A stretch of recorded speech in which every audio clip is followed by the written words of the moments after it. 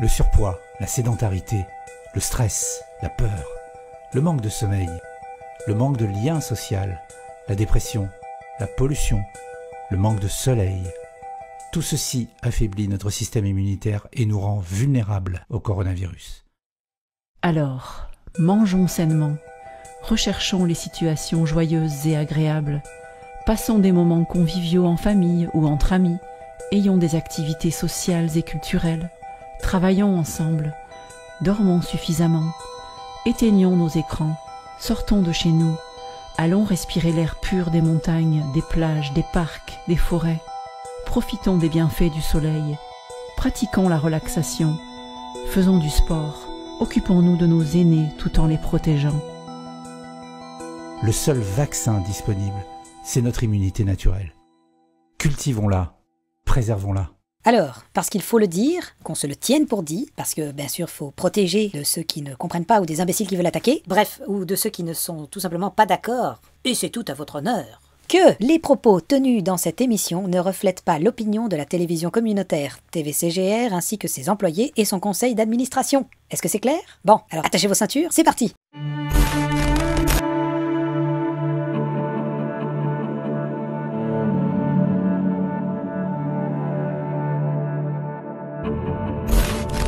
Quand on dit c'est la fameuse théorie du complot, là, faut arrêter, quoi, avec ce mot, quoi, faudrait le bannir. Hein, c'est un complotiste. C'est ce qu'on a dit de vous. Qui est un complotiste?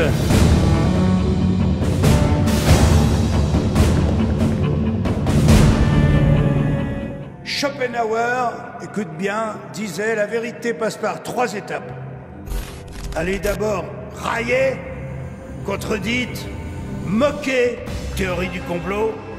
La deuxième, elle est carrément attaquer, jusqu'à la mort, s'il le faut. Et la troisième étape, c'est qu'elle est finalement admise comme ayant été toujours une évidence. Voilà le chemin de la vérité.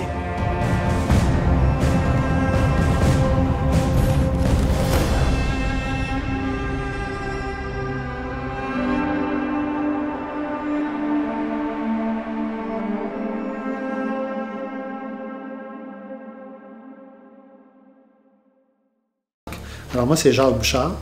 Je suis gaspésien depuis déjà 11 ans. Et puis aujourd'hui, on va faire une émission sous forme de questions et réponses avec mon neveu Marc-Antoine Bellé de Québec.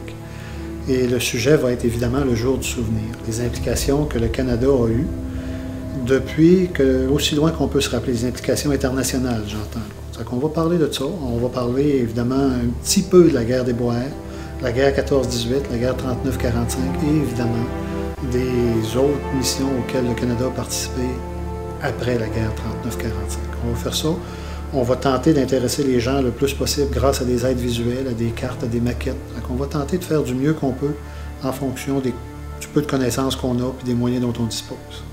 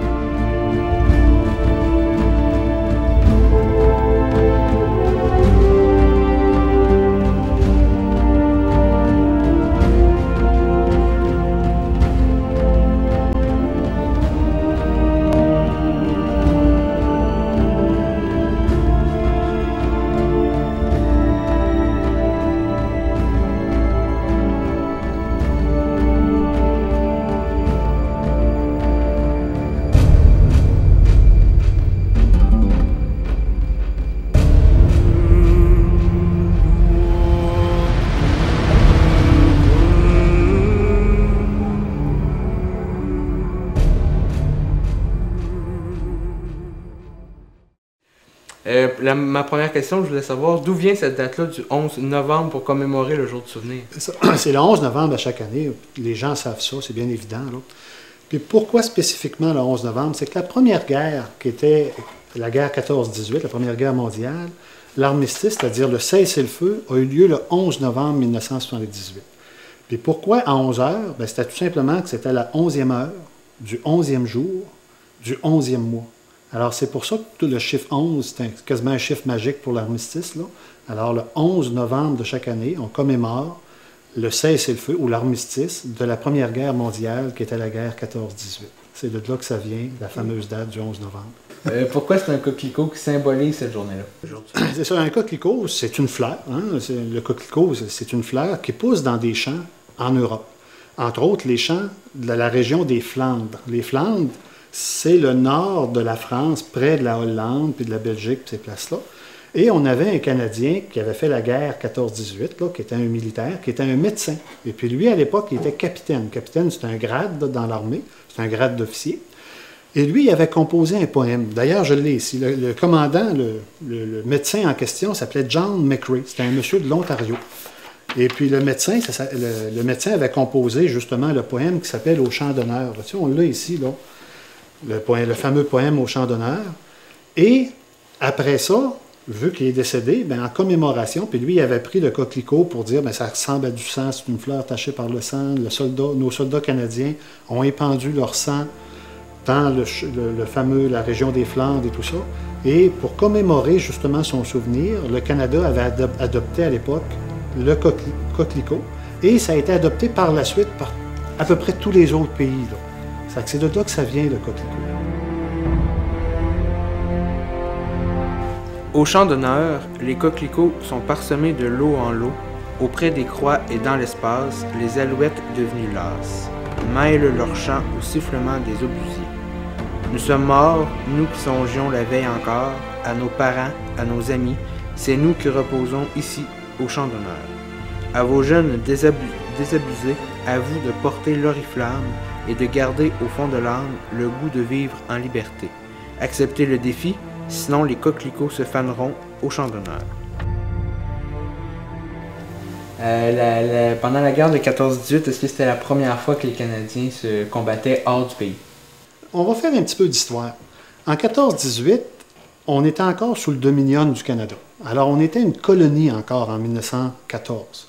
Donc, avant ça, on parle du 19e siècle. Là. En fait, le 14-18, c'était le 20e siècle. Mais au 19e siècle, il y a eu ce qu'on appelle la guerre des Boers. Les Boers étaient un peuple en Afrique du Sud. Et évidemment, l'Afrique du Sud, c'était sous le joug, c'était dans l'Empire britannique. Alors, l'Empire britannique avait besoin de soldats pour combattre les Boers. À ce moment-là, ils ont fait appel à tous ce qu'ils appellent, à l'époque, ça s'appelait des coloniaux. Donc, le Canada faisait partie des colonies de l'Angleterre. Ils ont donc fait appel aux coloniaux du Canada pour aller combattre en Afrique du Sud. C'était la première fois que des Canadiens allaient combattre à l'extérieur du pays lors de la guerre des Boers qui s'est passée, à moins que je fasse terriblement erreur, là, autour de 1894. Je ne suis pas un expert en histoire, mais c'était à peu près ce temps-là. OK. Puis c'était à quel endroit qu'ils ont eu lieu les combats lors de la guerre de 14-18?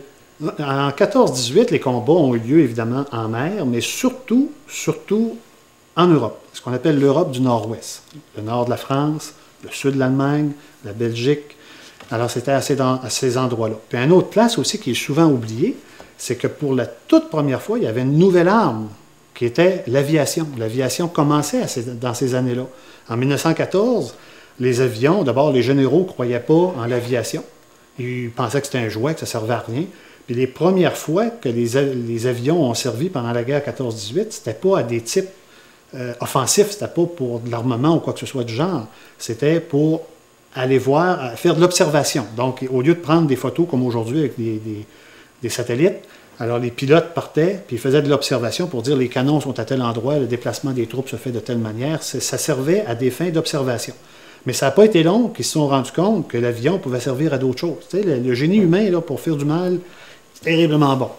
Ils se sont rendus compte que ça pouvait devenir une mitrailleuse, que ça pouvait devenir des bombardiers. Alors, c'était la première fois dans l'histoire, appelons ça moderne, que les airs devenaient un champ de bataille aussi. J'ai entendu parler de la bataille de Vimy en 2007 quand les médias en ont parlé.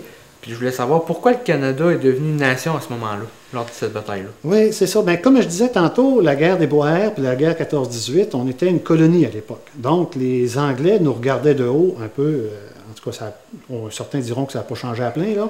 Mais c'était vraiment des coloniaux qui allaient faire la guerre. À ce moment-là, ce n'était pas des régiments canadiens, ce n'était pas des régiments canadiens français, c'était des régiments qui étaient sous les ordres de généraux anglais. Vimy, il faut se rappeler que c'était une crête. Une crête, c'est-à-dire une montagne, là, puis les Allemands avaient installé les moyens de défense sur la montagne, puis c'était dur à prendre. C'était tellement dur à prendre que les Britanniques s'étaient révélés le nez. Ils avaient attaqué une couple de fois, puis ils s'étaient fait rincer, puis pas à peu près. Après ça, les Français avaient également essayé, les Français de France. Ils avaient essayé. C'était considéré comme étant impossible de prendre la crête de Vimy, de prendre cet objectif-là. Quand les Canadiens ont reçu l'ordre de prendre la crête de Vimy, ils ont procédé différemment. Ils ont sorti des sentiers battus, parce qu'il faut se rappeler qu'à l'époque, les soldats partaient en rang, puis ça se faisait tirer dessus comme des canards. Alors, le Canadien, le fameux général Byng, lui, il a décidé de faire ça complètement autrement. Il a informé ses troupes du simple soldat jusqu'au full colonel. Chacun savait ce qu'il avait à faire. Au lieu de simplement obéir aux ordres de façon aveugle, chacun savait ce qu'il devait faire, jusqu'où il devait aller, puis quelle était sa mission principale. Puis ils ont répété, ce qui ne se faisait pas à l'époque. Il y avait des maquettes, puis ils répétaient avec son état-major, puis après avec ses sous-officiers, puis les sous-officiers avec les hommes de troupe. Alors, ils avaient tellement bien préparé leur mission qu'au mois d'avril, en fait, c'était la journée de Pâques qu'ils ont attaqué. Beau Pâques, hein? Alors, la journée de Pâques, ils ont attaqué, puis finalement, ils ont pris la crête de Vimy, puis à ce moment-là, on a gagné comme nation un respect incommensurable des autres nations. C'est pour ça qu'en 1917, en avril 1917, c'était un point tournant dans l'histoire du Canada, parce qu'à ce moment-là, on a été considéré comme une nation. Mais il n'y a rien comme regarder une vidéo. Justement, dans notre bibliothèque, on va aller voir une vidéo, puis ça va te permettre de mieux comprendre ce que je tente de t'expliquer du mieux que je peux avec le peu de moyens que je possède, là. Fait qu'on va aller regarder cette vidéo-là. Parfait. Les soldats canadiens ont acquis leur réputation à Ypres, mais plusieurs soutiennent qu'ils ont forgé leur nation à la crête de Vimy. La bataille de Vimy est une étape décisive de notre histoire. C'est ici, dit-on, que le Canada a atteint sa maturité. La crête de Vimy est longue de 11 km et offre un excellent point d'observation de part et d'autre puisqu'elle domine une vaste plaine. Arthur Currie, de Colombie-Britannique, un ancien magnat de l'immobilier, est le maître d'œuvre de l'opération. Même s'il est sous les ordres des Britanniques, il adopte un plan de bataille qui n'est pas commun pour les commandants britanniques dans cette guerre. Currie élabore son plan et, contrairement à la tradition, en informe ses troupes longtemps à l'avance. Il soumet ses hommes à un entraînement et à des exercices intensifs. Les soldats canadiens creusent des tranchées et des tunnels, construisent des routes et même des rails légers afin de préparer le transport des troupes le jour de l'attaque. Du plus haut gradé aux simples soldats, tous connaissent le plan et savent ce à quoi on s'attend d'eux. Les hommes reçoivent même des cartes topographiques, ce qui ne se faisait tout simplement pas à l'époque. Grâce à ces préparatifs, les Canadiens remportent la victoire et Currie se mérite une place dans les livres d'histoire. En l'espace de quelques heures, les Canadiens prennent la plus grande partie de la crête de Vimy. En l'espace de quelques heures, un nouveau sentiment anime le corps canadien. Ces hommes ne sont plus des coloniaux, ce sont des soldats qui combattent pour leur pays. Malgré tout, au cours des 6 jours qui suivent, 3000 d'entre eux vont y laisser leur vie. Chaque victoire dans cette guerre se paie très cher.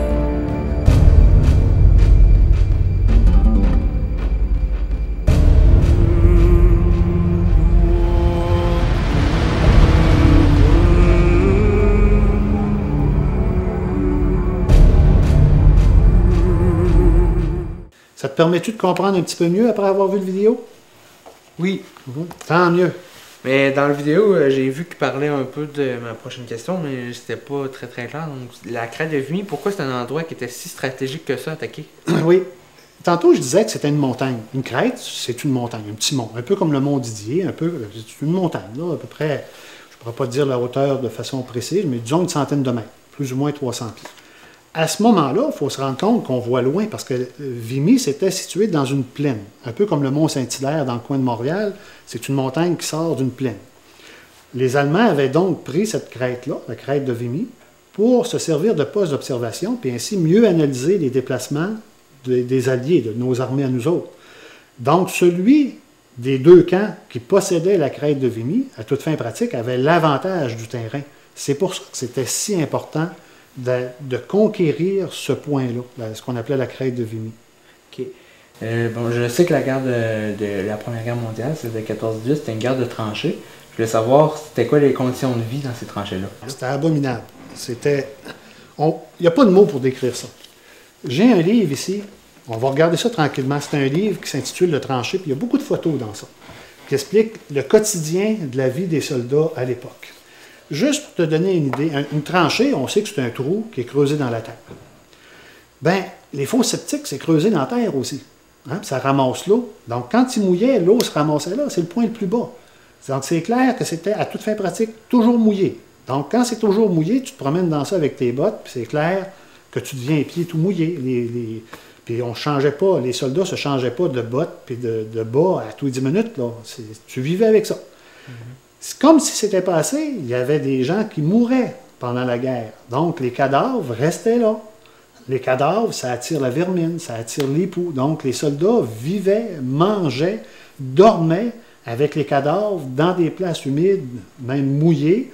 Et puis, en plus de ça, les gens, tu sais, les poux, j'espère que tu n'en as jamais eu, mais c'est pas toujours facile de vivre avec les poux. C'est un insecte là, qui mord, ça. Hein? Alors, juste de montrer là, à quoi ça pouvait ressembler, on voit quelques photos ici. Là. On le voit, l'eau dans le fond. Là. Avec les gars étaient assis pour ne pas avoir les pieds dans l'eau, mais finalement, l'eau se ramassait toujours là. Et puis, on en voit d'autres ici. Là. On voit le monsieur qui est couché dans un trou à l'abri des obus, enfin, on espère. Alors, c'était un petit peu ça. Tu peux t'imaginer que c'était pas un hôtel 5 étoiles. Là. Et puis, souvent, les gens disent, oui, mais après une journée, il devait partir. Non, non, c'était pas de même. Là. Si tu étais là pour 3 semaines, tu passais 3 semaines là, en espérant sortir en vie. Là. Puis là, il arrivait la relève après ça, des troupes fraîches. Ça fait que c'était un petit peu ça. Là, j'explique ça, mais on est à chaleur tous les deux, puis on a mangé un matin, ça fait que ça va bien, là. Mais imagine vivre avec la peur, vivre avec les rats, vivre avec les poux, vivre avec des gens, tes camarades qui sont morts, dû manger qu'à toute fin pratique, c'était toujours la même chose, parce que c'était du corned beef qu'il y avait, là. Il n'y avait pas beaucoup de changements dans le manger. Tu t'imagines un peu ce que ça pouvait être. Enfin, j'imagine, là, que tu vois ça un petit peu. Ça t'explique-tu un petit peu mieux? Oui, c'est parfait. J'ai souvent entendu parler de Passchendaele, mais j'ai jamais eu vraiment beaucoup d'informations sur ça, donc je voulais savoir si tu peux m'en parler un peu plus. Ouais, bien, Passchendaele, d'abord, c'est un village. Hein? C'est des drôles de noms pour nous autres qui ne sont pas tellement habitués à des noms germaniques, là. Alors, Passchendaele, c'est un village. Et puis le village, évidemment, comme tout autre objectif, se devait d'être pris. Puis c'est les Canadiens qui ont, entre guillemets, hérité de la job. J'ai un livre du général Dallaire, du général Tremblay. Alors, le général Tremblay, c'est un soldat du Royal 22e Régiment qui avait été créé, en passant, pour la guerre 14-18. Alors, le général Tremblay, en question, lui, à tous les jours, il écrivait son journal. Quand ils ont fait Passchendaele, il a écrit, évidemment, le lendemain de la bataille pour donner ses états d'âme. Je vais t'en lire un bout, puis ça va te permettre de mieux comprendre comment est-ce qu'il se sentait, lui et bien sûr ses hommes.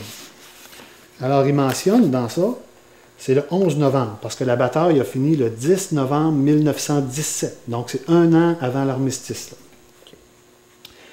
Il dit « Nos pertes s'élèvent à un peu plus de 100 hommes, que nous avons perdu très misérablement, sans gloire éclatante pour notre bataillon.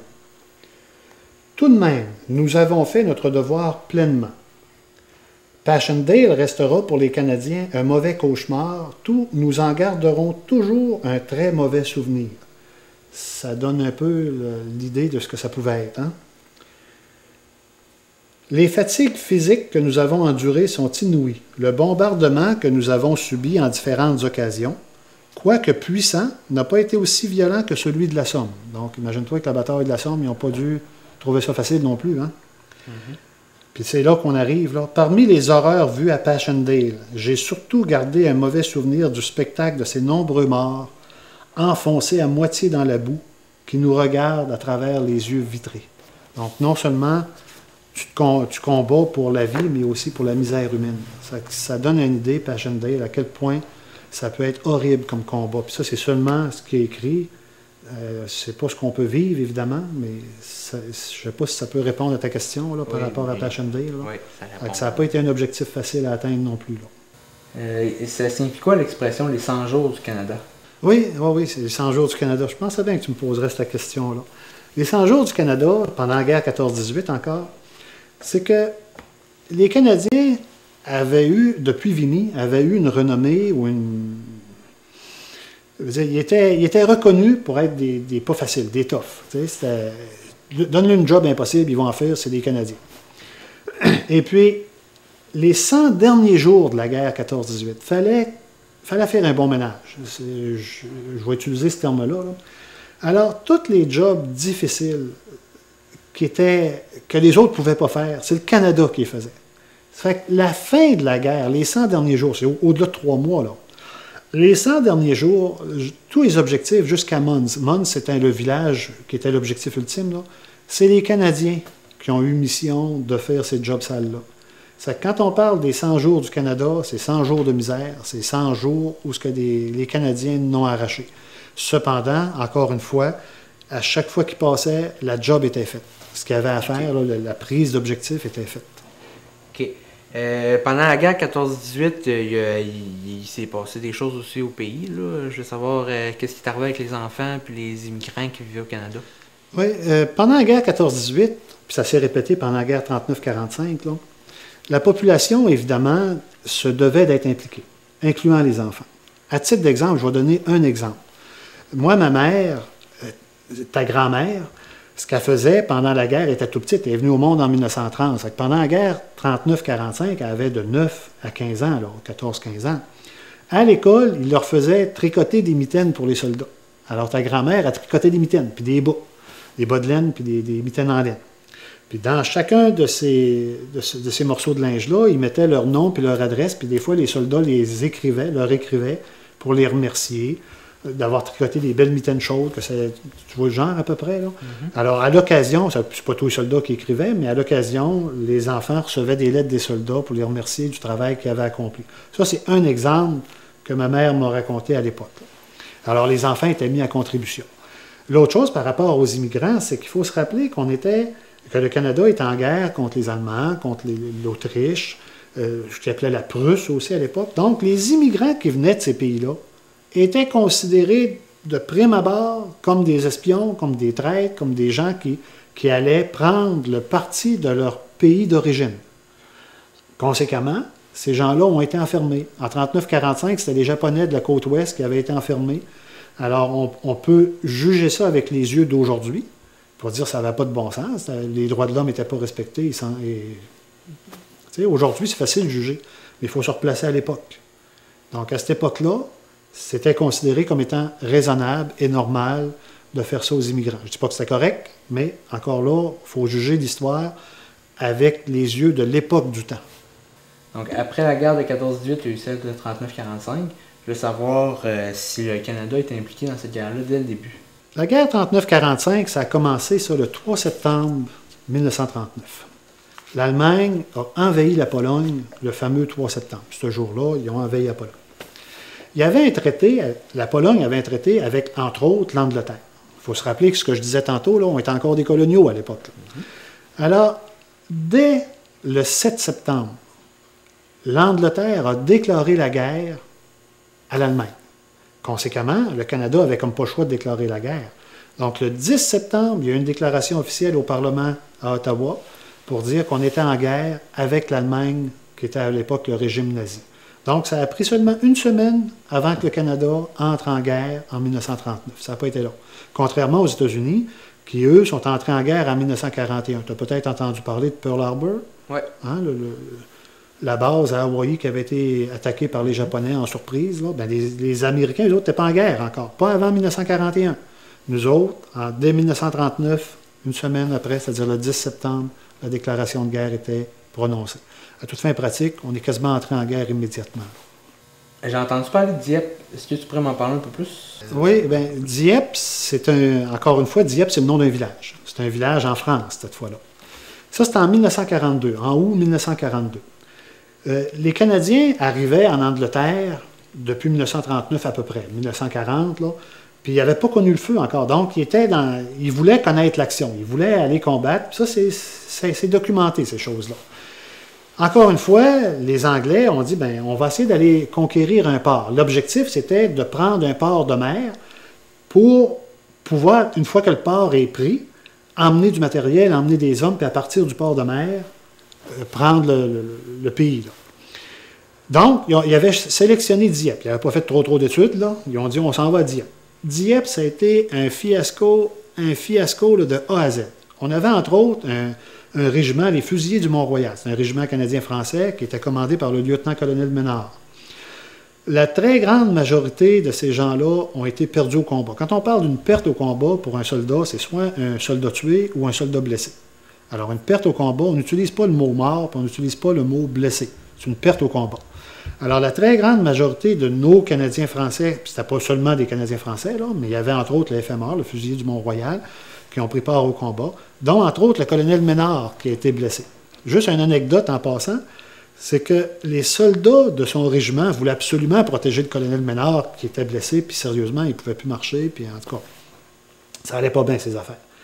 Ils ont pris soin de lui en le déposant sur un tas de caisses. Puis après ça, ils l'ont évacué. Ce que le colonel ne savait pas, c'est que le tas de caisses en question, c'était des munitions. Ça qu'imagine s'il y avait un obus allemand qui aurait frappé le tas de caisses en question, le colonel Ménard, ça aurait été des miettes du colonel Ménard. Mais malgré tout, il a été sauvé, puis il a continué la guerre sans prendre part au combat par la suite. Mais il a été un agent, je veux dire, un officier qui a très bien servi son pays jusqu'à la fin de la guerre comme officier recruteur pour les Canadiens français à l'époque. Donc, on s'est servi beaucoup du colonel Ménard, de ses faits d'armes à Dieppe. Mais ça a été un fiasco. À titre d'exemple, les chars d'assaut, c'était des Churchill à l'époque. Ils ont pris des chars d'assaut Churchill qui débarquaient sur la plage, puis ils n'avançaient plus. Ils n'avançaient plus pour la bonne et simple raison qu'ils restaient pris, un peu comme dans la neige. Là. Tu restes pris dans la neige, tu n'avances pas. Hein? Mais au lieu de rester pris dans la neige, eux autres, ils restaient pris sur les galets de la plage. Puis d'un autre côté, malgré le fiasco, ils ont tenté de retirer l'aspect positif de ce fiasco-là. Et les erreurs commises à Dieppe ont servi à améliorer le prochain débarquement d'envergure qui allait avoir lieu. En août 1942, c'est à ce moment-là que les Canadiens ont appris à connaître les Allemands, mais est-ce que c'est vrai que les Allemands étaient déjà présents au Canada? Oui, ça c'est méconnu. Hein? Il y a beaucoup de gens qui ne savent pas ça. C'est que les Allemands sont venus jusqu'au Canada. En fait, la Gaspésie, la Côte-Nord, l'île d'Anticosti, les îles de la Madeleine, c'est le seul endroit au Canada où il y a eu effectivement la guerre. C'était la guerre par la mer, les sous-marins allemands, ce qu'on appelait les U-boats. Alors, il y a eu évidemment des sous-marins qui sont venus apparemment jusqu'à Rimouski. Non seulement apparemment, mais on a des preuves à l'appui. Là. Entre autres, on a ce livre-là ici. Ce livre-là qui s'appelle en français « Victoire du Saint-Laurent, la guerre inconnue du Canada ». Juste à titre d'exemple, on voit dès l'ouverture le nombre de navires qui ont été coulés dans le golfe du Saint-Laurent. Dès le 11 mai 1942, dans la nuit du 11 au 12 mai 1942, 2 navires ont été coulés par le même sous-marin. Il y a eu le SS, le steamship, SS Nicoya, ici à Saint-Yvon. En fait, je dis Saint-Yvon parce qu'ils ont ramassé les rescapés à Saint-Yvon. Et dans la même nuit, quelques heures plus tard, il y a eu le SS Leto, L-E-T-O, qui a été coulé en face du fort de Madeleine, à plus ou moins 10 000. J'ai d'ailleurs, ce livre-là nous donne une bonne... c'est un excellent livre pour nous indiquer ce qui s'était passé en Gaspésie. Il y avait le fort Ramsay, entre autres. Peut-être que les plus vieux d'entre nous se rappelleront que le fort Ramsay, il y avait des soldats là. Il y avait aussi notre régiment à nous, les Fusiliers du Saint-Laurent. Alors, les Fusiliers du Saint-Laurent, on voit ici, là, un soldat de l'époque, 1939-45, avec l'arme à l'épaule, la baïonnette, et qui scrute la mer. Et le logo, ou enfin le thème du régiment, « J'y suis en garde ». Et puis oui, ils l'ont été en garde. Alors à ce moment-là, on a effectivement connu la guerre ici même au Canada. On pourrait regarder le plan du SS Leto. Veux-tu regarder ça? Bien le sûr. Navire qui a été coulé?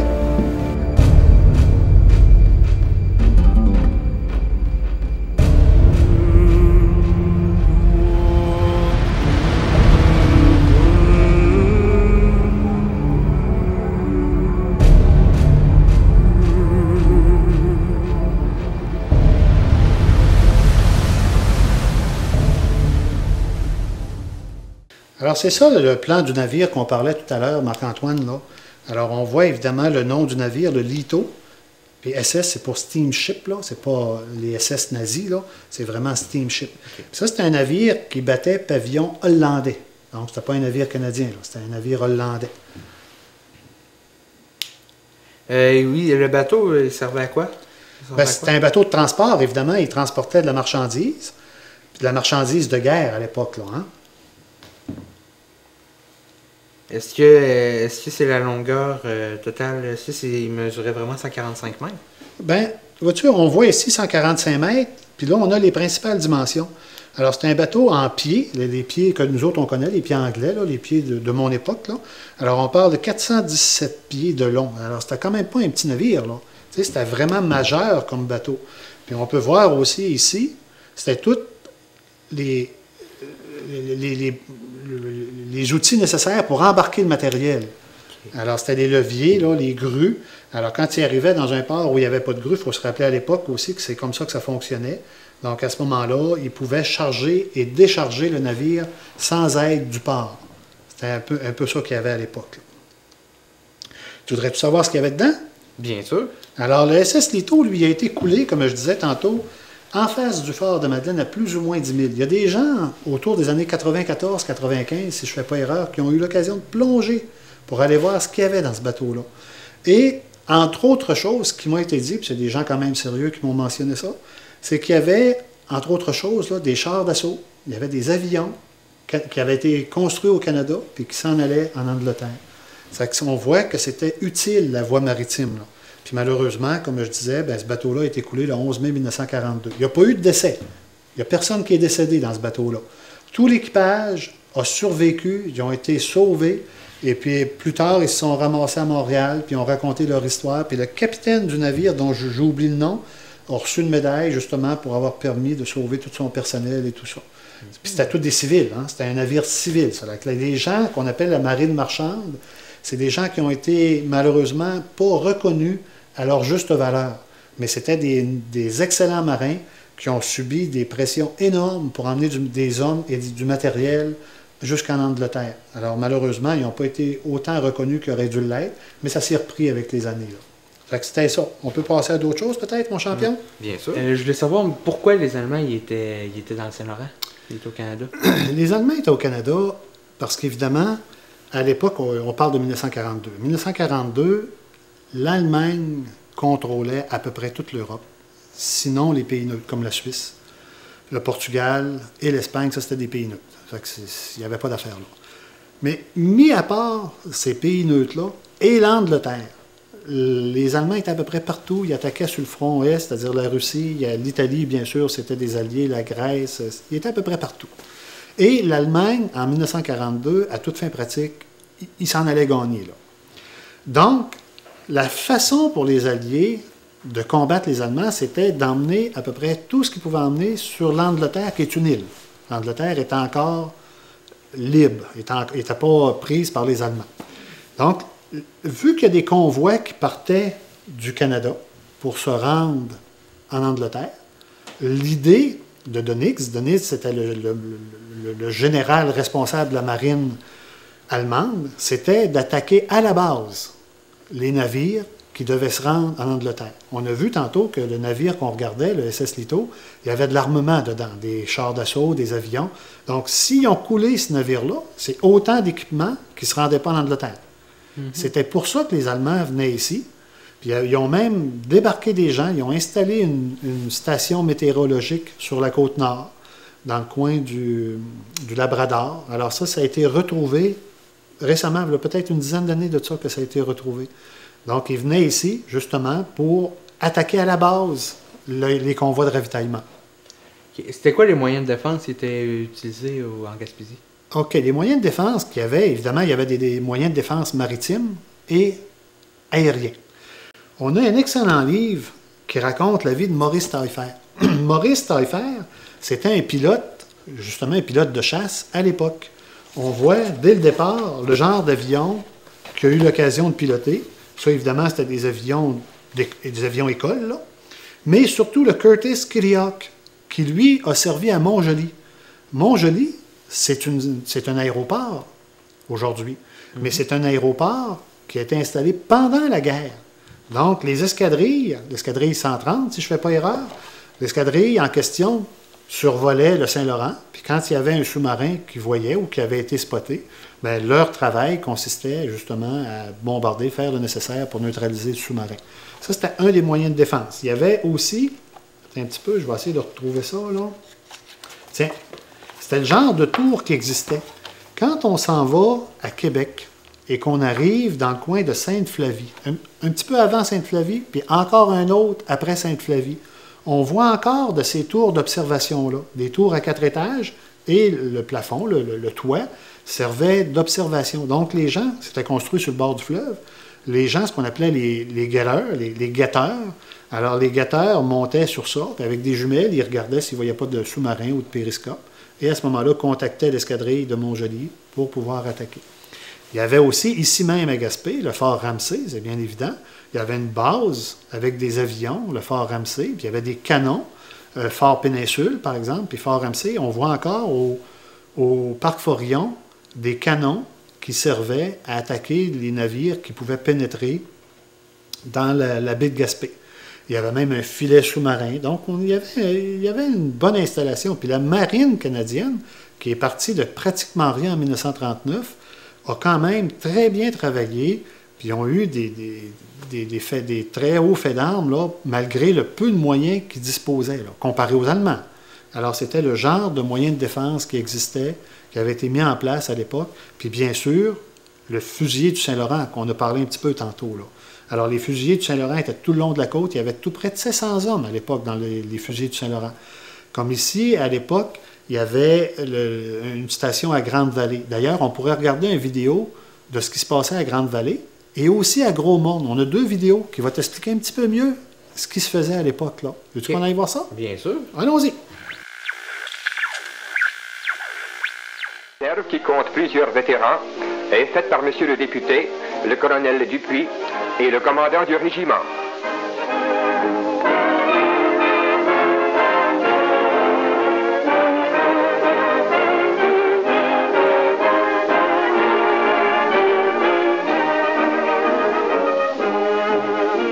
Les troupes sont maintenant passées en revue par son Excellence Monseigneur Ross. Au salut militaire, Monseigneur répond en militaire.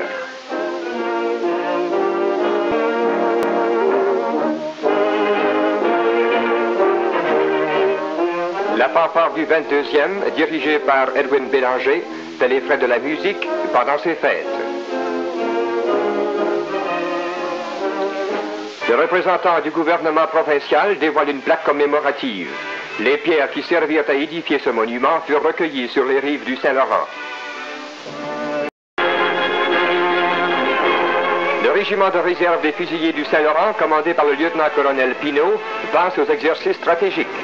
Ce régiment est composé de cultivateurs et de pêcheurs, dont plusieurs sont des rangs de l'autre guerre. Aux heures de loisirs, ils s'entraînent au maniement des armes.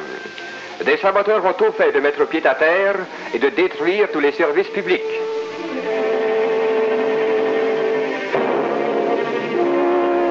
Rampant sur le chemin, les saboteurs veulent n'éveiller aucun soupçon.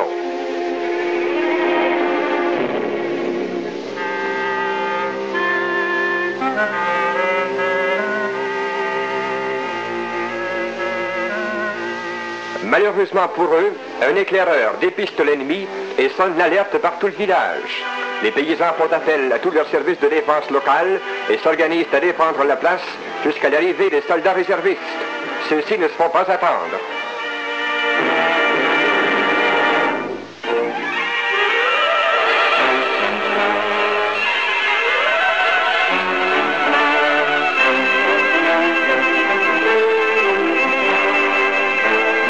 Après avoir traversé la rivière, ils prennent des positions défensives autour du pont afin d'y pouvoir surprendre les saboteurs.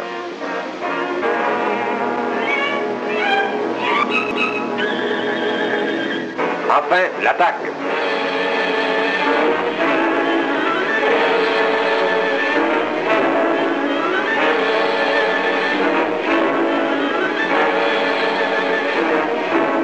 La victoire semble échoir aux défenseurs.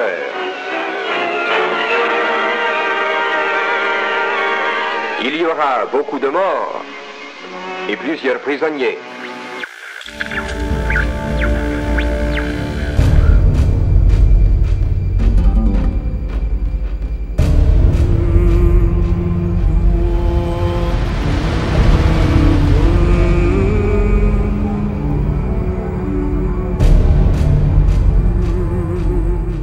À part le SS Lito et le Nicoya, est-ce qu'il y a eu d'autres navires qui ont été coulés par les sous-marins allemands? Ah oui, oui.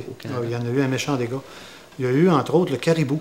Le Caribou, c'était un traversier qui se rendait, à moins que je fasse terriblement erreur, là, de l'île du Prince-Édouard jusqu'à Terre-Neuve. Quand ce navire-là a été coulé, il y a eu 125 personnes, des civils, qui sont décédés. C'était un traversier, hein, ça fait que c'était plein de monde. Il y a eu aussi, ici même à Grande-Vallée, le Frederica Lensen. Frederica Lensen, c'était un navire qui avait été torpillé, qui avait été coupé presque en deux, qui avait été tiré. Et puis la coque du Frederica Lensen, selon ce qu'on m'a mentionné, est encore visible dans le fond de la baie de Grande-Vallée. Même que quand ça a été coulé, ce navire-là, les gens de Grande-Vallée, à l'époque, ramassaient, ils transportaient entre autres choses de la peinture. Ça fait qu'il y a beaucoup de maisons qui avaient été peinturées gris-bleu, la couleur des bateaux à l'époque. C'est une anecdote parmi tant d'autres, mais oui, il y a un méchant dégât de navires qui ont été coulés par les sous-marins allemands. Là. Puis il y a eu aussi un navire qui a été torpillé, le Metcalfe Hall. C'était un navire qui transportait de la pulpe, de la pitoune. Là. Et puis le Metcalfe Hall, il a été torpillé, lui, à Saint-Yvon. Les Allemands l'ont manqué. La torpille, elle s'est ramassée sur la plage à Saint-Yvon. Elle a explosé sur la plage à Saint-Yvon. Puis c'est un monsieur, si je me rappelle bien, Roch Côté, qui a ramassé la torpille. Puis, je veux dire, c'est connu de tout le monde, ça. Ici, dans le secteur, en tout cas. Ça fait qu'il y a même une partie de la plage qui a été torpillée à l'époque par des sous-marins allemands, là. Ça fait que oui, il y a toutes sortes de choses qui se sont passées. OK. C'était quoi les moyens qui étaient utilisés pour les bateaux, pour faire la traversée de l'Atlantique? OK. Ah, je comprends ce que tu veux dire, là. Comment est-ce qu'ils se protégeaient? Oui, exactement. Okay. C'est ça. C'est que quand un bateau était tout seul, tout seul, t'es pas fort, là. C'est que les bateaux traversaient en convoi. En convoi, c'est-à-dire ils pouvaient ramasser une 30, 40, 50 bateaux. Là, je n'ai pas les chiffres précis. Et puis, ils se ramassaient ensemble, comme un peloton d'armée. Tu as fait ça, toi, des pelotons, là? Oui, hein? C'est en 3 rangs, puis on avance ensemble. C'était un petit peu comme ça. Et puis, le convoi zigzaguait. Donc, il s'en allait jamais en ligne droite. Il zigzaguait sur l'océan. Et en plus, il était escorté par des navires de la marine canadienne. Au départ, il y avait des avions qui survolaient, mais il y avait ce qu'on appelait un trou noir. Le trou noir, c'était jusqu'où les avions pouvaient se rendre à partir du Canada jusqu'à l'Atlantique. Puis après ça, de l'Angleterre jusqu'à l'Atlantique. Mais entre les deux, il y avait un trou noir, là. Et le convoi était escorté par des navires. Il y en avait un en avant, puis un de chaque côté, puis un en arrière, dans le meilleur des cas, là. Et puis là, les sous-marins, la tactique des sous-marins, c'était de chasser en meute. Quand un sous-marin spottait un convoi, eux autres, ils appelaient le chum, les autres sous-marins, puis ils disaient « Venez me trouver à telle place, on va avoir du fun ici, il y a un convoi qui s'en vient. » Et là, à ce moment-là, un des sous-marins allait attaquer un navire en question, puis lui, volontairement ou non, il se faisait poursuivre par les navires. Pendant ce temps-là, les navires d'escorte, pendant ce temps-là, les autres sous-marins, c'était le free-for-all. C'était le party. Là. Ils tiraient ses bateaux, puis ça allait pas bien. Mais au moins, les convois, quand ils ont instauré la politique des convois, ça a permis de sauver énormément de navires. Est-ce qu'il y a eu des Canadiens qui se sont distingués pendant la bataille de l'Atlantique?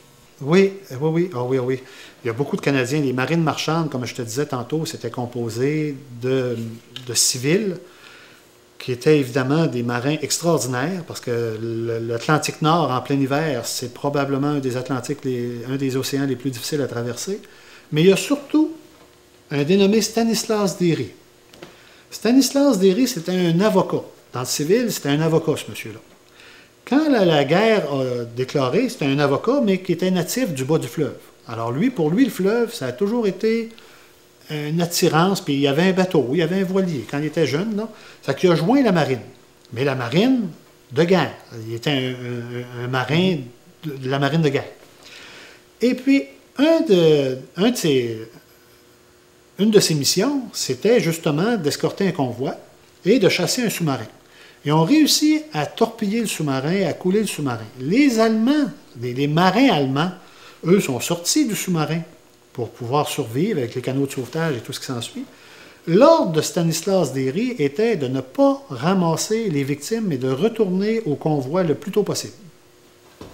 Ça, c'était l'ordre qu'il y avait de ses supérieurs qui étaient des militaires. Mais il y a toujours les lois de la mer qui existent, qui ne sont pas écrites nulle part. Puis les marins, entre eux autres, quand il y en a un qui est dans le trouble sur l'eau, l'humanité, c'est-à-dire le fait que tu sois un humain et que ce soit un humain, fait en sorte que tu vas le sauver. Si ça t'arrive à toi, tu vas être content d'être sauvé et vice-versa. Il a donc désobéi aux ordres. Pas drôle, là. Un soldat qui désobéit aux ordres, là, pour aller sauver les marins allemands. Alors, il n'a jamais été reconnu à sa juste valeur, malgré tout ce qu'il a pu faire. Mais c'est un héros, le monsieur. Tu sais, il a sauvé du monde, que ce soit des ennemis. Je comprends qu'à l'époque, c'était des ennemis, mais où est-ce qu'on veut en venir avec tout ça? C'est que le capitaine, ou le commandant plutôt, du sous-marin, et lui, sont devenus des amis pour la vie après ça. Alors, c'est une histoire qui, malgré tout, s'est très bien déroulée. Puis, à Québec, le musée naval de Québec a une exposition qui s'appelle l'exposition Stanislas Dery. Alors, même s'il n'a pas été reconnu par la marine, c'est normal aussi, il y avait désobéi aux ordres. On ne pouvait pas récompenser un soldat qui désobéit aux ordres. Ça, c'est tout à fait logique. Alors, il a été reconnu quand même comme un héros plus tard. Puis, il était toujours vivant à ce moment-là, là, quand le musée a dédié une salle à son nom, puis une exposition à son nom. C'est un exemple parmi tant d'autres. Puis Stanislas Dery, c'est un avocat qui, après la guerre, a fait carrière à Québec, puis a fait une très belle carrière. Alors, malheureusement, il est décédé aujourd'hui. Fait que oui, on a eu des héros. Pendant qu'il y avait la bataille de l'Atlantique, est-ce qu'il y a des troupes, c'est quoi que faisaient nos troupes pendant ce temps-là en Europe? Ah, ils ne chômaient pas, hein? Nos gars de l'Air Force et nos gars de l'armée, ils ne chômaient pas non plus, là. En 1943, ils reçoivent l'ordre d'envahir la Sicile. La Sicile, c'est l'île au sud de l'Italie. Tu sais, l'Italie, c'est fait comme une botte, là. Une botte qui donne un coup de pied à une île. Bien, l'île en question, c'est la Sicile. Alors, il y avait des Canadiens français dans ça, des gars du Royal 22e Régiment, entre autres. On a même des gens de Grande-Vallée, un monsieur Mainville, qui a fait partie de cette unité d'élite-là. Alors, eux autres, ils reçoivent l'ordre de partir de la Sicile, puis c'était en plein été, 43, 44, 45 degrés Celsius. C'était chaud en Saint, s'il vous plaît. C'était pas facile, la poussière et tout. Alors, ils enlèvent les Allemands de la Sicile. Après ça, ils arrivent en Italie. Les Italiens, les Allemands les attendent de pied ferme, encore une fois. Et puis là, ils vont libérer Rome et tout ça.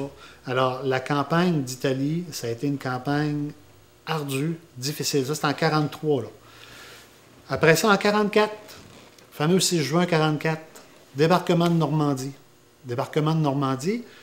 Pour mieux t'expliquer ça, on va regarder des cartes puis une maquette. Ça va nous permettre de mieux comprendre l'ampleur du travail qui a été fait pendant que nos gars en Italie continuaient l'ouvrage, là. Ça n'arrêtait pas, là.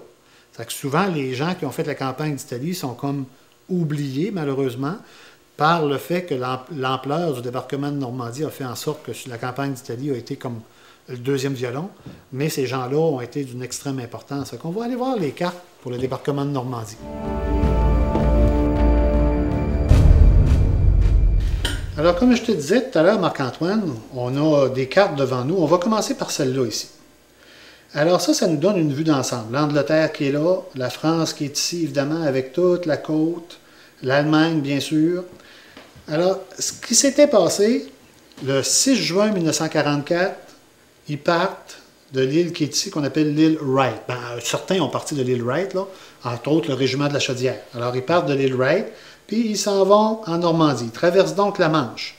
Déjà pas une job facile, parce que le 5 juin, c'est-à-dire la veille, la journée qui avait été planifiée initialement pour le débarquement, c'était une tempête. Donc le 6, le lendemain de la tempête, la mer était vraiment agitée. Leur objectif, les côtes de la Normandie. On va se limiter pour tout de suite aux Canadiens. Les Canadiens ici, on voit, plus tard je t'expliquerai que c'est la place Junot, là. Alors le nom de code c'était Junot. On voit ici l'ordre de bataille qui était pour les Canadiens. On voit différents régiments et ainsi de suite. Je vais me concentrer pour tout de suite sur le régiment de la Chaudière. Le régiment de la Chaudière, c'était un régiment de Canadiens français.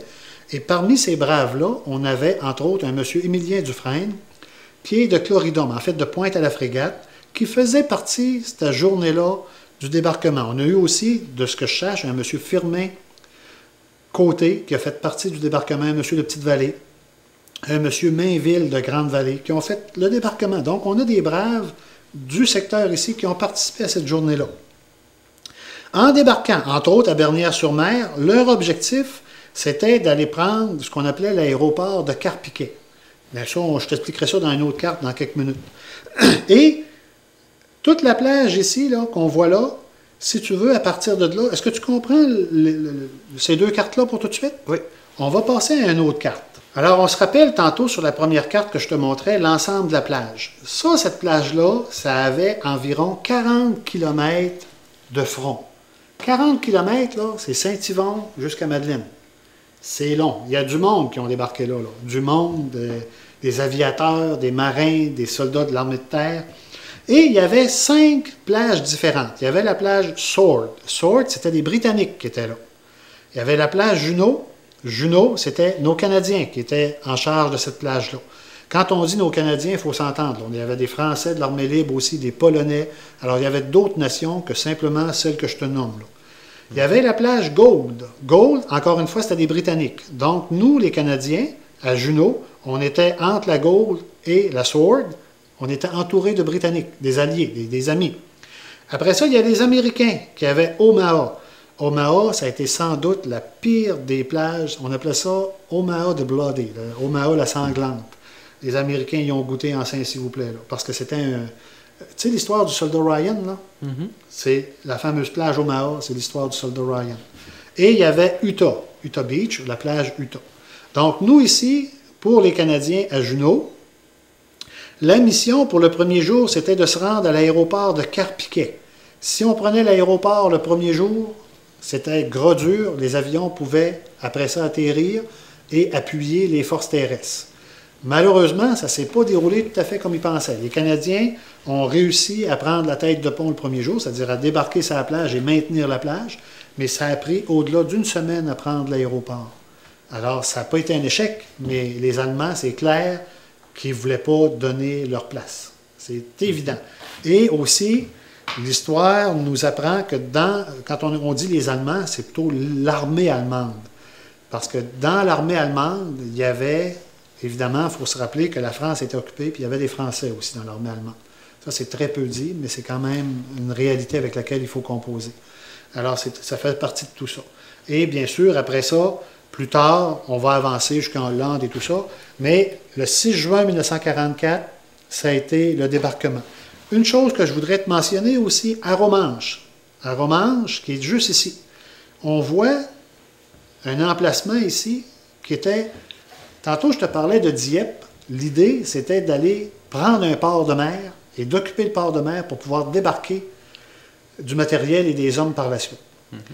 Suite à Dieppe, ils se sont rendus compte, évidemment, que ça ne fonctionnait pas. Les ports de mer étaient trop bien défendus par les Allemands. Les Britanniques ont dit, pas de problème, on va s'en fabriquer un port de mer. Donc, ils ont fabriqué, à partir de l'Angleterre, tout ce qu'il fallait pour un port de mer. Entre autres, on appelait ça les Mulberry. Les Mulberry, c'était des blocs de ciment ou de métal qui ont fait couler en Angleterre. Puis quand est venu le temps, après ça, de traverser, ils ont mis de l'air là-dedans, ils les ont fait flotter, ils les ont emmenés jusqu'en Normandie et ils ont fabriqué un port de mer de toutes pièces à partir des morceaux qu'ils avaient fabriqués en Angleterre.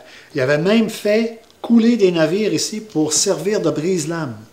C'était extraordinaire, la planification. L'autre chose qu'il faut se rappeler, c'est que les véhicules, les chars d'assaut, les jeeps, les trucks, tout ça, ça prend de l'essence. Donc, il fallait emmener de l'essence aussi. Il avait même construit un oléoduc pour emmener de l'essence de l'Angleterre en dessous de la mer jusqu'en France. C'est incroyable la planification, ce qu'on appelle dans le jargon la logistique, que ça pouvait demander. Parce que c'est beau de débarquer des hommes sur la plage, mais après, il faut les loger, il faut les nourrir, il faut les habiller, il faut absolument lui donner de la munition au fur et à mesure, puis il faut des premiers soins, ça prend toute une logistique. Pour chaque homme qui se bat, ça prend en règle générale 5 hommes qui vont le supporter. Alors pour chaque fantassin, ça prend 5 hommes en arrière pour s'assurer qu'il est capable de faire le travail qu'il a à faire. De là l'importance d'avoir un port de mer. Donc ils l'ont fabriqué de toutes pièces. Veux-tu, on va aller voir la maquette de Bernières-sur-Mer maintenant. Bien sûr. Alors, c'est ça la fameuse maquette du village de Bernières-sur-Mer où le régiment de la Chaudière est intervenu. En fait, le régiment de la Chaudière est débarqué à Bernières-sur-Mer. Quand il s'en venait sur la mer, tantôt je te disais qu'il débarquait à partir de la mer, il débarquait sur des péniches de débarquement. On en voit des modèles ici, là. Alors, il donnait différents noms à ça, des LCA, des LCI.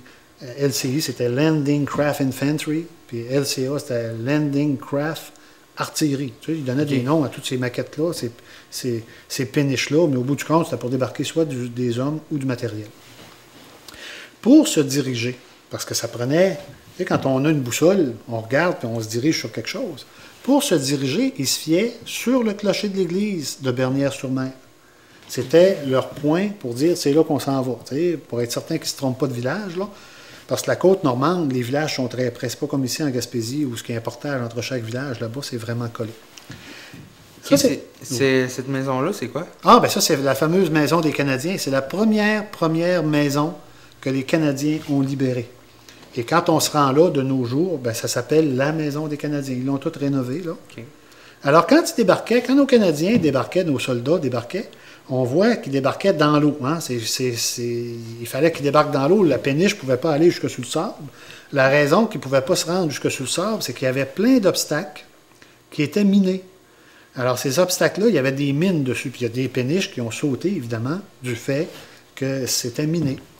Il y avait, évidemment, d'autres obstacles. Ça, ici, c'était un nid de mitrailleuses. Puis c'était pas des mitrailleuses qui tiraient des bonbons, là. Hein? C'était des vraies mitrailleuses, là. Ici, c'était un canon qui était là. Ici, un obusier, un mortier, là, ce genre d'armement-là. Et là, une tourelle de char, un char d'assaut. Alors, c'était une tourelle de char. La particularité de ces 4 points-là, c'est qu'ils tiraient croisés. Comme par exemple, le canon, au lieu de tirer en ligne droite, il tirait croisé. Autant comme ça que comme ça. La mitrailleuse tirait croisé aussi. Alors, même chose pour l'obus, puis même chose. Alors, c'était toujours ce qu'on appelle un feu croisé. Donc, le soldat qui s'en venait, il était tiré par 2 places en même temps. C'était incroyable les difficultés que ça pouvait représenter. Et on voit aussi ici des câbles. Alors, les premiers qui arrivaient installaient des câbles pour faciliter la sortie de l'autre des autres.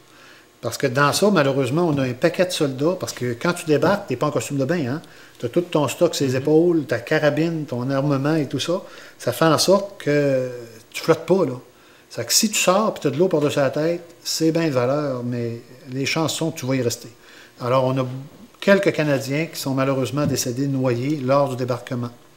Puis bien sûr, les Allemands étaient installés pour nous recevoir. Hein? Puis dans les airs, on voit aussi dans les airs le combat aérien qui avait lieu. Il y avait bien sûr les Messerschmitt allemands contre les Spitfire anglais. Alors tout ça se déroulait en même temps. C'était toujours incroyable. Puis en dessous du pont, je vois qu'un char d'assaut. Oui, c'est ça. C'est que je t'avais expliqué, Dieppe, que les chars d'assaut viraient de sourd et tout ça. Donc, il avait installé toutes sortes de gadgets après les chars d'assaut Sherman. Lui, le gadget qu'on voit, c'est un pont. Alors, il avait enlevé la tourelle du char d'assaut, il l'avait enlevé pour installer un pont pliant dessus. Alors, le char d'assaut arrivait, il faisait une brèche, il dépliait le pont, puis ça faisait une route.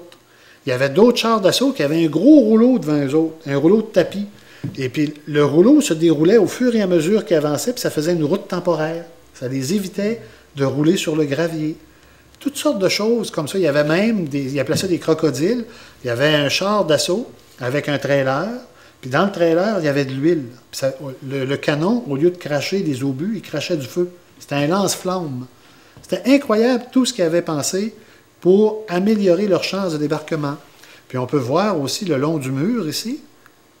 D'après toi, qu'est-ce que ça représente, ça? Des barbelés. Exactement. C'était vraiment pas facile pour les Alliés d'arriver jusque-là. Puis les Allemands les attendaient de pied ferme, c'est bien évident, là. Okay. Tu comprends-tu un petit peu mieux à quoi ça pouvait ressembler, le débarquement? Oui. Là, on n'a pas l'odeur, puis on n'a pas le son, puis la peur et tout ça, mais ça donne une idée de ce que les soldats canadiens, britanniques et américains ont eu à rencontrer le 6 juin 1944.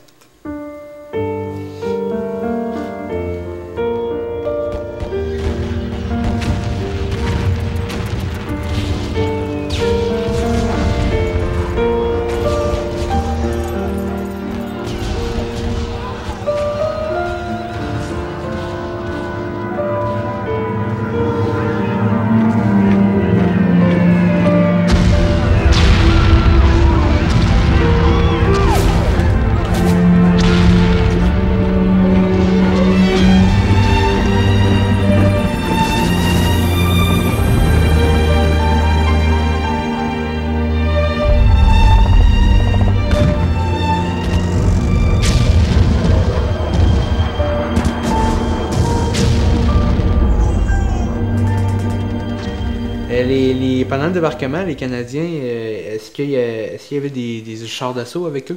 Oui, oui. Il était équipé. Il y avait des canons, des chars d'assaut. D'ailleurs, on voit une réplique d'un char d'assaut qui s'appelait le Sherman. Ça aussi, c'est fabriqué par un artisan local, le frère des deux autres, Albany Brousseau.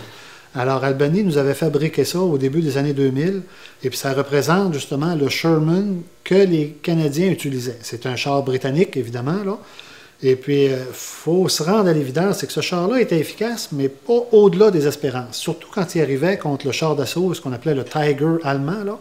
Le Tiger allemand avait, et de loin, une meilleure portée, une meilleure crédibilité sur le champ de bataille. On dit toujours que le ratio était 1,5. 1,5, ça veut dire que pour un char allemand qui était détruit, 5 chars Sherman étaient détruits.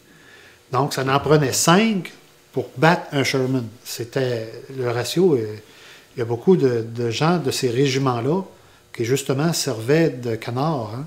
Mm-hmm. Ce que je veux dire par là, c'est qu'ils savaient qu'ils ne pouvaient pas battre le Sherman un contre un.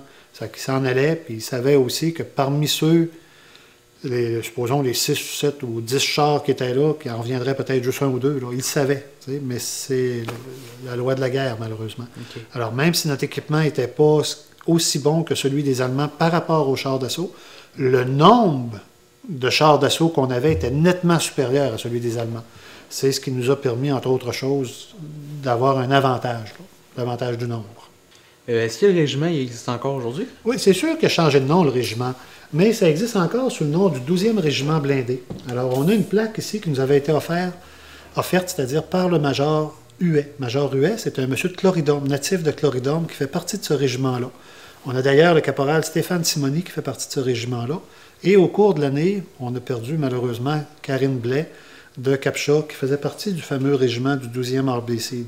Le 12e RBC, c'est le 12e régiment blindé du Canada, qui est affecté à Valcartier. Donc le régiment existe effectivement encore. Là. Okay. Je vois qu'il y a des fleurs sur le bout du canon de Sherman. Ça représente quoi? Ça, les fleurs, c'est une tradition qui remonte à Hollande. Quand les Canadiens sont arrivés en Hollande, les femmes hollandaises remerciaient les militaires et avaient connu la guerre, puis avec toutes les horreurs que ça implique, là, la faim, le stress, la fatigue, le fait de voir ses amis disparaître un à un. Là. Et les femmes avaient planté des tulipes dans les canons des soldats des carabines qui appartenaient aux Canadiens, en signe pour dire le canon, il ne faut plus jamais qu'il tire, à part des fleurs. Mais il ne faudrait plus jamais que ça serve à faire la guerre. Okay. Donc, aujourd'hui, par respect pour ces traditions-là, quand on a une maquette semblable, on met des fleurs dans le canon pour dire, inquiétez-vous pas, ce canon-là, il ne tirera plus. Là. OK. Après le débarquement de la plage Juno, est-ce que les Canadiens avaient terminé? Est-ce qu'il y avait une autre mission à faire? Oh mon Dieu, oui. Ah oui, il y en a eu d'autres. Oh mon Dieu. C'est que, suite au débarquement, c'était le début de la fin pour les Allemands. Donc, entre le début et la fin, il a fallu faire de quoi? Mm-hmm. Alors, les Canadiens, eux autres, ils avaient pour mission de longer la côte de la France jusqu'en Hollande. Et parmi les faits d'armes, ils sont repassés devant Dieppe. Là, les Canadiens de 44, 45 ont pu voir qu'est-ce qui s'était passé à Dieppe. Ils ont passé devant. D'ailleurs, on a un monsieur Hood qui, malheureusement, est décédé au cours de l'année, un monsieur d'ici, là, du secteur, qui raconte dans son livre, quand il a passé devant Dieppe, là, qu'il n'en revenait pas comment est-ce que des gens intelligents, ou soi-disant intelligents, ont pu envoyer des soldats faire la guerre là. Ça n'avait pas de bon sens. Là. Alors lui, il n'en revenait pas de l'idiotie humaine. Puis c'était un soldat qui faisait la guerre, là, mais il n'était pas obligé de dire tout haut ce qu'il pensait tout bas. Là. Mais dans son livre, il l'a raconté plus tard. Okay. Et après ça, il montait justement en direction nord, nord-ouest, là, puis ils ont été libérés la Hollande. Parmi les bonnes choses que les Canadiens ont fait, là, c'est qu'ils ont empêché les Allemands. Les Allemands, eux autres, en partant de la Hollande, ils voulaient détruire les digues. La Hollande, il faut comprendre que c'est un pays qui est plus bas, le niveau du pays est plus bas que la mer. Donc, les Hollandais ont construit en empiétant sur la mer. Et les digues, c'est-à-dire les barrages, les Allemands voulaient détruire ça. En détruisant ça, ça aurait inondé la Hollande, ou une grande partie de la Hollande. Les Canadiens ont donc empêché ça. C'est majeur là, ce qu'ils ont fait. Là. C'est pour ça qu'aujourd'hui, les Canadiens sont relativement bien vus dans ces pays-là, là, pour ce qu'ils ont fait, entre autres. Là. Et en plus, on hébergeait la Hollande ici. La royauté hollandaise était ici au Canada pendant la guerre. Là. Okay. Comment les Européens nous considèrent les Canadiens depuis ces guerres-là? Alors, tout dépend où on va en Europe, bien sûr, mais je pense à la France, la Hollande, où quand un Canadien apparaît, qu'il soit militaire ou non, à plus forte raison quand il est militaire, là, à titre d'exemple, en 2004, j'ai eu le privilège de me rendre là pour les fêtes du 60e anniversaire du débarquement de Normandie. Et on portait l'uniforme, évidemment, comme militaire. Là. Et je peux te garantir que c'est incroyable le respect que les militaires canadiens, les Canadiens en général, mais plus spécifiquement les militaires, ont par rapport à ces peuples-là. À titre d'exemple, on était dans une ville qui s'appelle Caen. Et puis notre officier supérieur nous donne 2 heures de lousse, un 2 heures libre, là, puis dans ces 2 heures-là, il fallait qu'on aille dîner. Alors, on n'a jamais été capable, moi et l'autre lieutenant, de se rendre au restaurant où on voulait se rendre. On a été assaillis, puis quand je dis assaillis, là, de façon positive, par la foule, qui voulait nous toucher, qui voulait nous poser des questions. Puis quand ils ont vu qu'on parlait français en plus, là, Tremblay puis Bouchard, c'est français pas mal, là. Alors, le lieutenant Tremblay et moi-même, on n'a jamais été capable de se rendre pour aller dîner. Puis c'était pas un sacrifice, là. Je veux dire, les gens nous posaient des questions, ils voulaient savoir qui on était, pourquoi est-ce qu'on était là, puis ils nous racontaient des anecdotes que eux, leurs parents ou leurs grands-parents avaient connues. C'est avec plaisir qu'on répondait à leurs questions ou qu'on écoutait leurs commentaires. Là. C'était toujours positif. C'était incroyable. Puis avec la petite vanne qu'on avait, on avait un véhicule, qu'on avait un drapeau du Canada. Les gendarmes arrêtaient la circulation pour nous faire passer puis nous donner la priorité en tout temps. C'était incroyable. Ça nous mettait jusqu'à un certain point mal à l'aise. L'attitude de ces gens-là. Les gens qui m'accueillaient, où est-ce que je couchais puis où est-ce que je mangeais, là. Je veux dire, ils voulaient même repasser mon linge, ce qu'on ne fait pas, là. Je veux dire, on ne fait pas repasser notre linge quand tu es soldat, là. C'est toi qui s'en occupe, là. Mais ça allait jusque-là. C'était incroyable tout ce que ces gens-là voulaient faire pour nous remercier nos prédécesseurs, parce que dans le fond, nous autres, on n'a rien fait, là. C'est nos prédécesseurs. Alors oui, le Canada jouit d'une excellente réputation dans ces pays-là. J'ai vu la table qui est là, la table qui est montée. Elle sert à quoi, la table? Oui, on pourrait conclure avec ça. C'est la table du soldat disparu. D'ailleurs, j'ai préparé un petit quelque chose que tu pourrais lire pour mieux te faire comprendre. Veux-tu qu'on aille autour? Oui.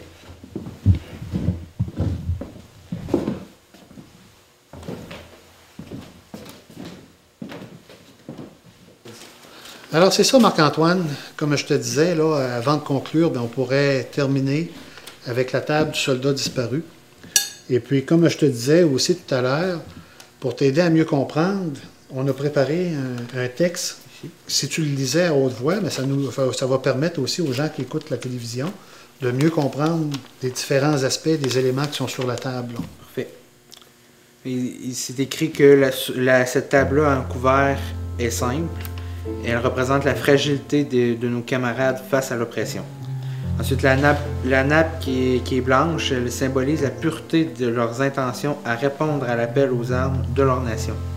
La rose, ou les roses, représentent les familles et leurs bien-aimés qui continuent à garder la foi en se rappelant leur sacrifice. Le ruban rouge qui entoure le vase signifie la détermination de se donner corps et âme pour une juste cause.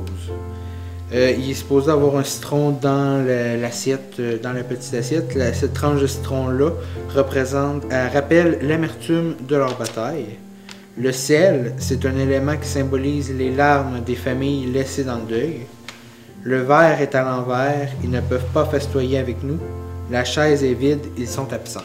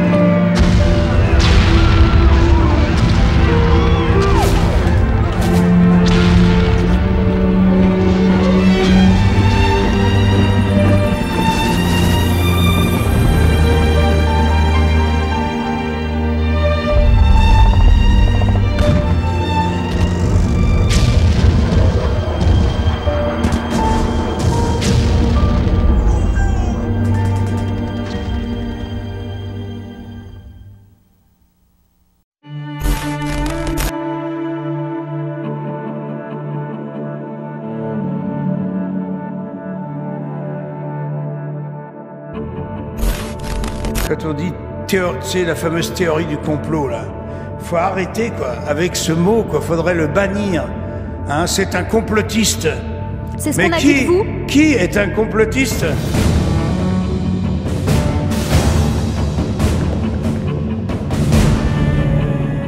Schopenhauer, écoute bien, disait la vérité passe par 3 étapes. Elle est d'abord raillée, contredite, moquée, théorie du complot. La deuxième, elle est carrément attaquée, jusqu'à la mort, s'il le faut. Et la troisième étape, c'est qu'elle est finalement admise comme ayant été toujours une évidence. Voilà le chemin de la vérité.